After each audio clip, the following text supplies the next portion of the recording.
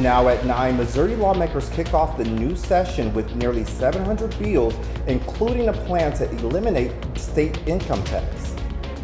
Pittsburgh Chamber of Commerce hosts its legislative send-off. This is where Kansas elected officials from the area can speak directly to their constituents about their priorities for the upcoming session. I'm Ty Parks on that story coming up. President Trump issues a warning to Iran's government as protests there intensify. I'm Rebecca Castor with the details coming up. The 4 states' most watched news starts now. Missouri lawmakers are back in Jefferson City as the new legislative session gets underway. This is KOAM News. I'm Blake Gully. One of the biggest proposals on the table this year has garnered the support of Governor Mike Kehoe, a plan to eventually eliminate Missouri's state income tax. KOAM's Nellie Lopez has the details on how lawmakers are taking up this issue. This week, Missouri kicked off 2026 legislative session. In December, nearly 700 pre-filed proposals were submitted that will now come before the chambers. The governor of the state of Missouri, Mike Kehoe, made a statement about what he hopes to accomplish this year. We look forward to working with the General Assembly this year to advance our budgetary and legislative priorities, including our efforts to responsibly eliminate state income tax. Senator Mary Elizabeth Coleman sponsors Senate Bill 1240. Stating current law imposes an income tax on all Missouri taxable income for all the tax years beginning on or after January 1st, 2027. This eliminates the Missouri individual income tax. Senator Jill Carter has sponsored a series of proposals, including Senate Bill 1242, which establishes the Missouri Crime Victims Fund. The Victims of Crime Act of 1984 was passed to assist states in providing high-quality services to those directly related to emotional healing and recovery of abuse. Senator Carter says federal funding for this program has been waning greatly over recent years. This bill will create a state-run program affirming Missouri's support for these victims. We will work to assure the federal bureaucracy doesn't stand in the way of helping victims of these horrible crimes. The Senate will reconvene on Monday, January 12th. As Missouri begins to debut the pre-filed proposals, Kansas, Oklahoma, and Arkansas are gearing up for their legislative sessions that'll take place later this winter. In Joplin, Nellie Lopez, KOAM News. This comes days before the governor of Missouri is set to give his State of the State address outlining his legislative and budgetary priorities, which will be on January 13th. An Independence Missouri man is found guilty of multiple charges, including double murder. Today, a jury in Cherokee County, Kansas, found Kyle Lynn Butts guilty on all charges, including 2 counts of first-degree murder, 1 count of attempted murder, and 1 count of interference with law enforcement. The conviction stems from an incident back in November of 2022. Baxter Springs authorities responded to reports of a shooting in the 2400 block of Lincoln. When officers arrived on scene, they attempted life-saving measures for 3 individuals suffering from gunshot wounds. Jeremy Murphy of Anderson, Missouri, and Craig Gunn of Pineville, Missouri, died at the scene. The third man, Seth Gunn, also of Pineville, was taken to an area hospital in critical condition. Both prosecution and defense presented closing arguments today. The defense argued that the murder was not premeditated and was out of self-defense. The prosecution argues Butts, quote, selected his targets and shot them with the intention of ending their lives. Today, the jury returned its guilty verdict after approximately 5.5 hours of deliberation. Butts faces a mandatory sentence of life in prison with no possibility of parole for 50 years on the murder convictions, and a sentence date has been scheduled for March 9th. Authorities need your help identifying 2 people who caused thousands of dollars in damages to the Jasper County Court building on South Pearl Street in Joplin. The suspects crashed electric scooters into the building's pillars on December 16th. The suspect's vehicle was spotted at the Liberty parking garage at 6th and Wall. If you recognize these individuals, contact the Jasper County Sheriff's Office. Meteorologist Austin Stans joins us with the first look at weather. Yeah, thanks, Blake. So today we saw temperatures 54 degrees. It was cooler, but notice still 10 degrees above average. Record high 67 degrees for today. Finally saw some precipitation here in January, but we could still use some more. Heading into the overnight, not going to get too much. Maybe a light shower is possible, but it's mainly going to stay off to the north of I-44. Could see one of these showers extend just south of 44, and the potential of maybe a light wintry mix late overnight, 2-3 a.m. possible. But then we're going to start to see that cold front pass through. Temperature is going to be falling into the low 30s headed into the overnight. Winds also going to be picking up, could gust anywhere 25 to 30 miles per hour as that front passes, leading to a breezy Saturday. Coming up, we'll get a look at your full weekend forecast. Thanks, Austin. The 2026 legislative session also kicks off in southeast Kansas. Pittsburgh Chamber of Commerce held the 2026 legislative send-off on the campus of Pitt State. KOAM's Ty Parks has details from the meeting. The Pittsburgh Chamber of Commerce holds a legislative send-off in the Alumni Center.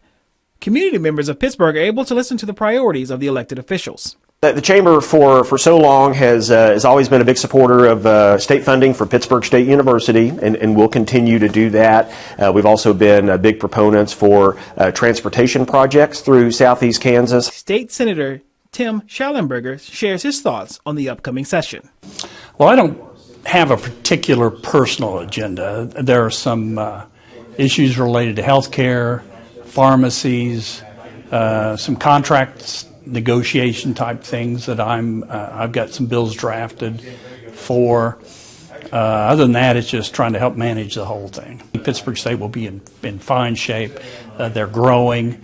Pittsburgh is growing. One of the few small towns in Kansas that's holding its own or growing. We still have high poverty levels down here, but we're working on that. So what we need some real good private sector jobs. Kansas House Representative Chuck Smith believes the main theme of the session is management. I don't think there will be great changes. I really do. We'll do what we can. We'll help hospitals. We'll help nursing homes. We'll help, daycare people. But that's a form of health care, and like I say, we will do that kind of thing. In Pittsburgh, Ty Parks, KOAM News.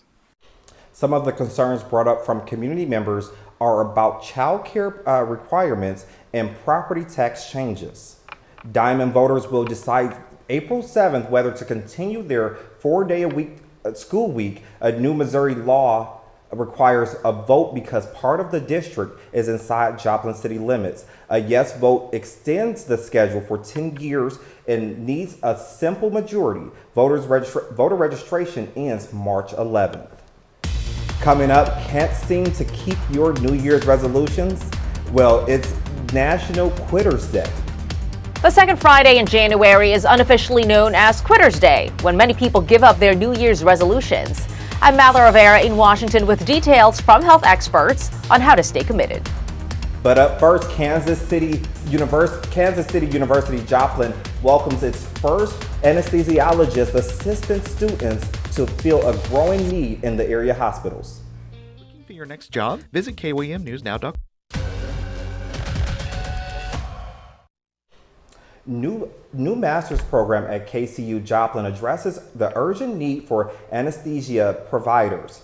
Kansas City University's Joplin campus is welcoming its first class of anesthesiologist assistants. This new master's program addresses a critical shortage of anesthesia care providers in local hospitals and surgical centers. It was launched in partnership with the Freeman Health System and Mercy to meet urgent community needs.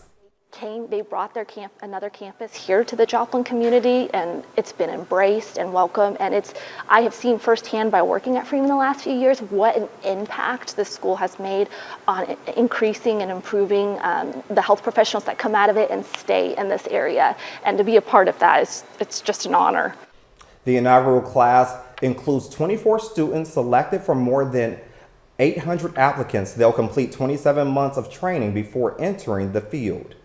Missouri Southern announces an expanded graduate education today. The Board of Governors approved a new Master of Social Work program proposal. The program will specialize in integrative healthcare, social work for regional students with Freeman Health System offering to fully fund the program's first 5 years.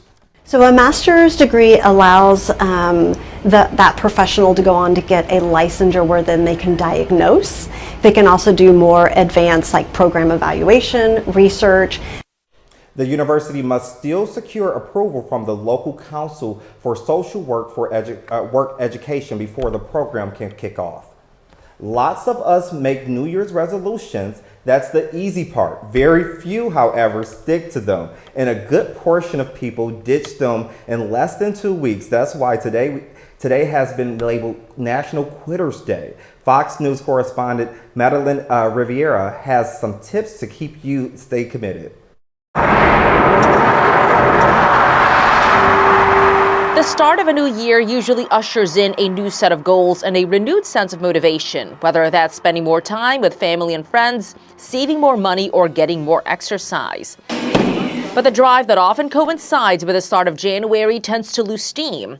Research shows more than 10% of people fail to keep their resolutions before month's end.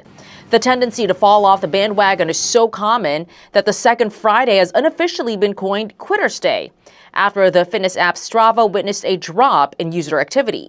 Just start. It's the hardest thing you'll probably do when joining a gym or when starting this process. About 79% of Americans who make resolutions say they're focused on their health, but many of us need help to maintain that focus. Gym owner Stephen Pazzanante suggests hiring a trainer to stay on track. Get somebody to help you along that way. You're paying to skip the process.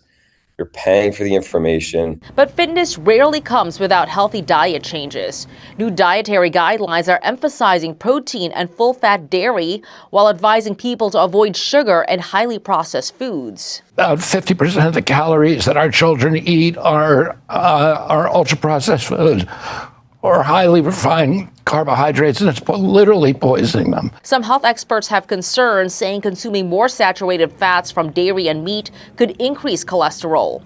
Pazzanante has a tip when shopping for groceries. Just hit the edges of the grocery store and get on out right before you start blowing $300 on Eggos. Health experts suggest breaking down your goals into smaller steps to make them more achievable, or regrouping and taking another approach if one method is not working. Making sure you have support can help too. In Washington, Madeline Rivera, Fox News. Austin is next with a complete look at the forecast. And later, the search for a missing Chickasha boy continues as investigators work their new leads and believe he is still alive. Stalin. Dennis Leary in Going Dutch premieres January 15th on Fox.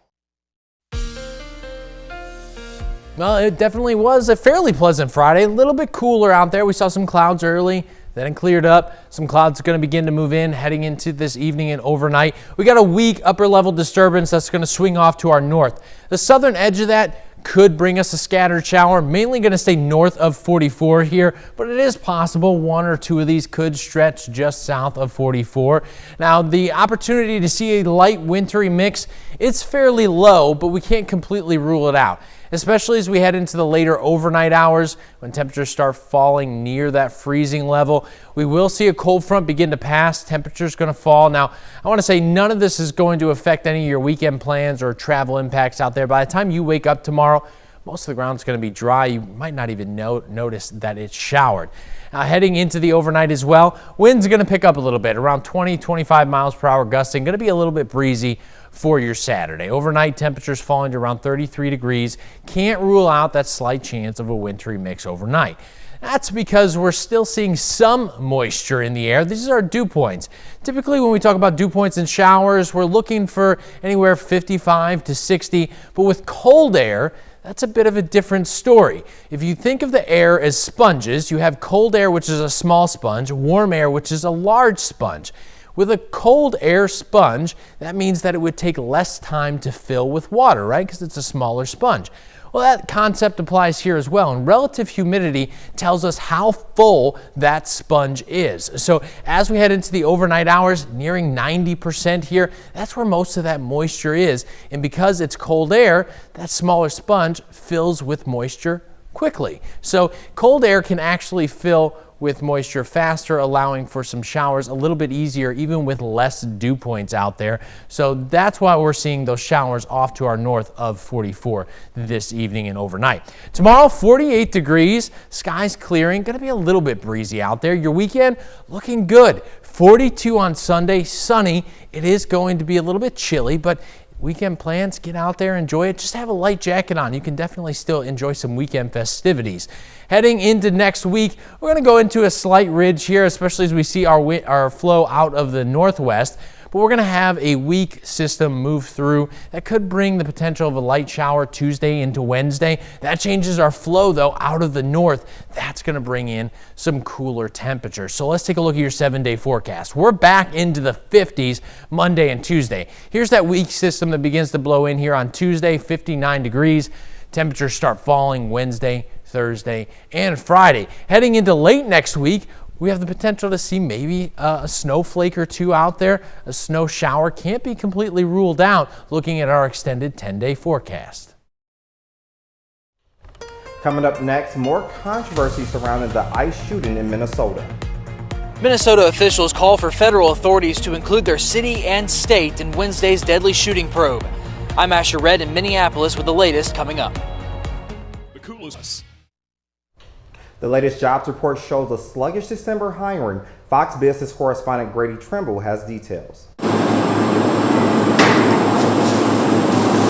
Employers are still hiring, though at a modest pace. The Labor Department says there were 50,000 new jobs created in December. The unemployment rate declined to 4.4%. The job market may be cooling, but it is by no means collapsing. The economy remains healthy. The economy remains fairly strong, and so therefore it's bright skies ahead. So which sectors are seeing gains? Bars and restaurants, what the Bureau of Labor Statistics calls food and drink places, with gains of 27,000 jobs. Healthcare and social services saw combined job gains of 38,000. Some experts say these jobs are not as likely to be replaced by automation and AI. Many jobs are going away and may not come back. You know, the clerical data entry roles, simple customer service positions, those jobs have been replaced with automation and artificial intelligence roles. So there really has been a change in the makeup of the overall workforce. Even during the busy shopping month of December, the retail sector lost 25,000 jobs. Another data point we're looking at, how many jobs went to native-born workers? 2 million over the last year versus 383,000 added for foreign-born workers. Republicans criticized President Biden for focusing too much on job gains for foreign-born workers. The White House argues the Trump administration's policies are benefiting those born in the U.S. And we should note jobs in October and November were revised down by a combined 76,000 jobs. On Capitol Hill, Grady Trimble, Fox Business. Coming up next, police chief promises missing 12-year-old will not return home as the search enters its 8th day. Committed to community service. The search for missing 12-year-old Ray J. Davis is intensifying as community volunteers collaborate and canvass Grady and Caddo counties in Oklahoma. Investigators believe missing 12-year-old R.J. Davis is alive. Here's what I need from everybody listening. This child will not be going back to that home. All we want to do is lay eyes on this child, get him the medical care that he needs, and assure him physically and emotionally he will not be returning back to that environment. Sarah Ellis and Loretta Siner are Chickasha residents and mothers who felt inclined to help search for RJ. Can't imagine it being our kid, so that's why we're here. The two have started their own search party for the boy who has been missing since January 2nd. So we started down by the lake. Our plan is just to kind of cover the lake as much as we can. So we plan to drive a little bit and then get out and walk it. There's a wooded area over there that we're kind of wanting to look through and make sure it's thoroughly searched. Alfred Smith, a neighbor of RJ's family, stopped by their property in Cement on Wednesday, moments after investigators conducted a search. These people didn't treat him right. That's my thoughts. RJ's mom, Kimberly Cole, and stepdad, George Cole, were arrested on Wednesday night and booked on complaints of child and sexual abuse. Meanwhile, OSBI is working with the community to track down leads and canvass the area.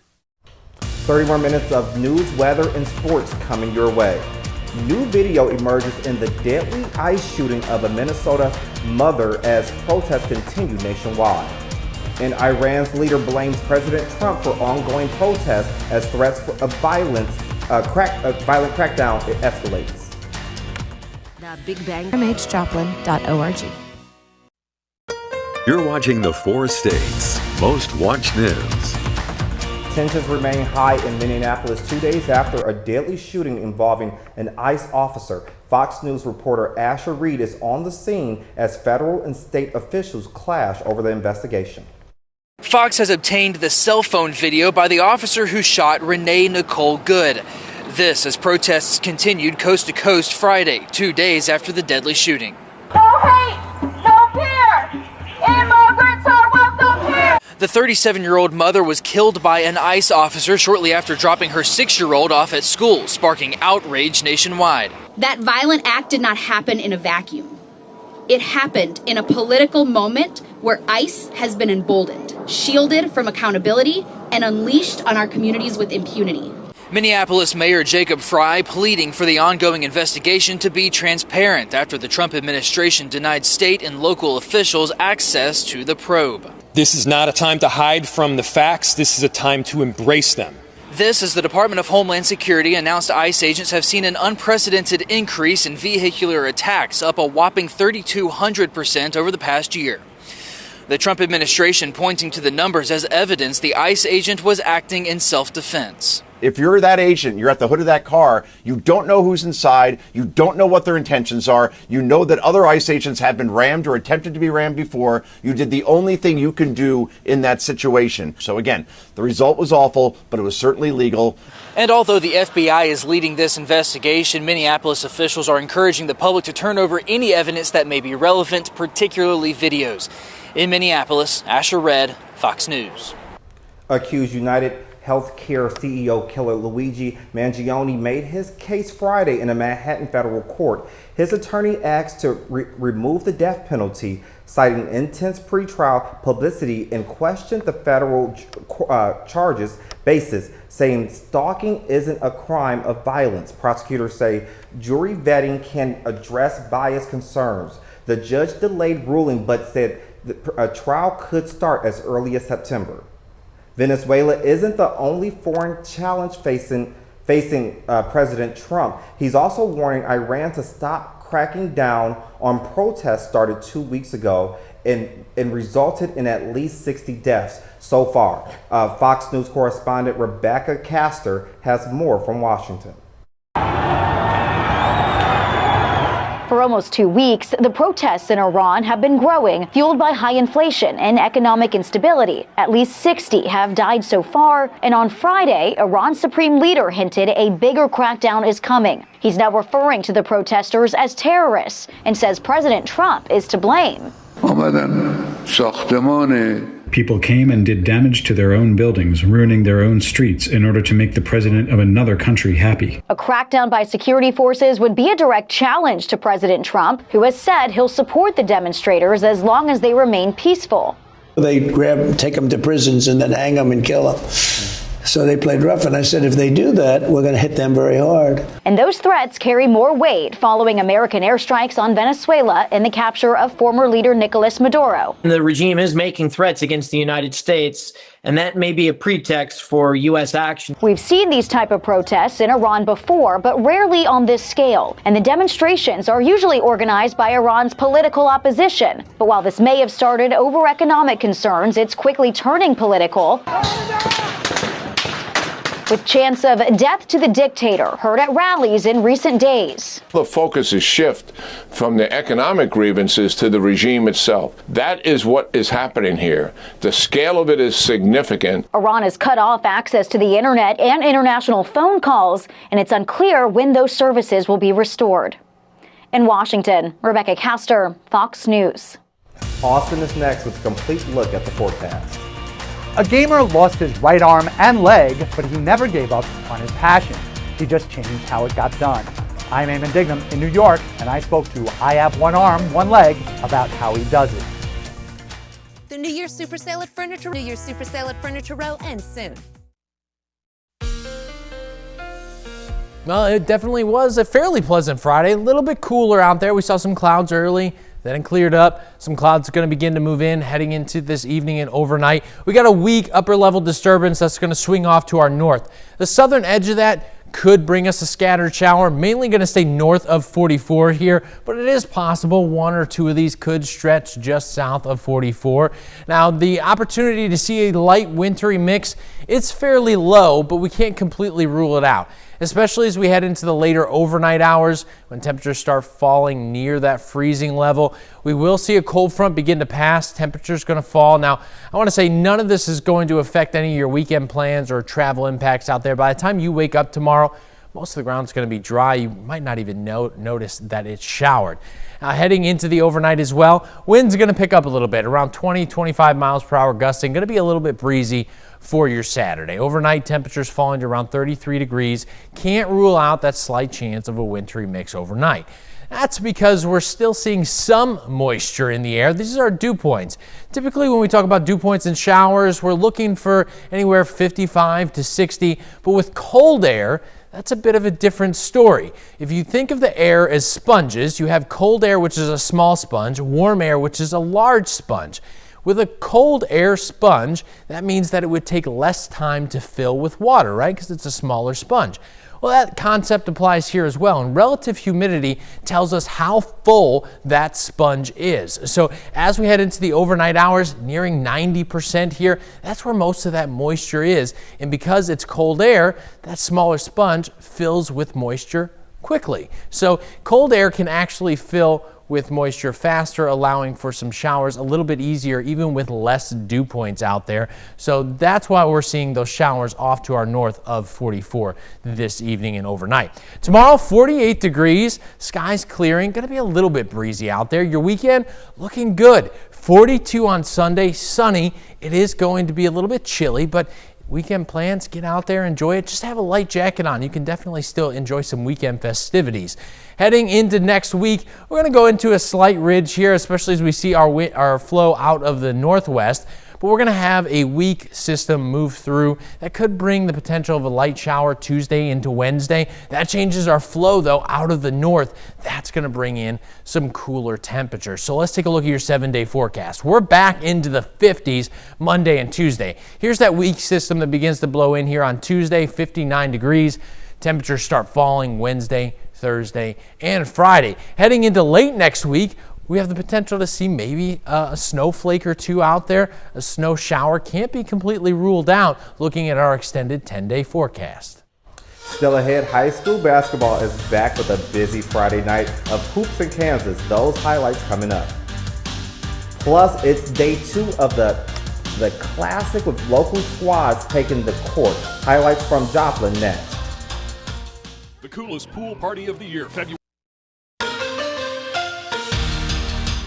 Basketball season is in full swing here in 2026, and we have a loaded slate tonight with day 2 of the Kaminsky Classic in Joplin and league doubleheader matchups on the Kansas side. The hosting Eagles tipping it off with the day against William Chrisman. First quarter, Joplin in transition, kicking it to Brecken Green, who flies down the lane, slamming it home for the dunk. Eagles making an early statement. A couple possessions later, it's TJ Willis drives. He'll kick it to the open man in the corner, David Bend, who drains the triple to extend the lead. Later in the first, off an offensive rebound from Tucker Martin, Willis goes to work on the drive, splitting defenders and connecting on this floater. He finished with 14 points on the day. Joplin back in transition here. It's Martin on the run, stutter stepping and cruising through the lane for the finger roll finish. Eagles dominate on their home court, winning 73-45. The Webb City Cardinals looking to bounce back, battling Poplar Bluff. Early first quarter, Cardinals facing full court pressure. Trey Turner swings it to Mason Young, who drives to the hoop, shot fakes, and scores to give Webb City the lead. The Cardinals defense was active in this one. Turner with the steal off the inbounds, going coast to coast, finishing at the rim with the right hand finger roll. But Webb City's defense wasn't done there. Young picks Toby Duncan's pocket and scores the transition layup. Still in the first quarter, it's Turner on the run once again. He'll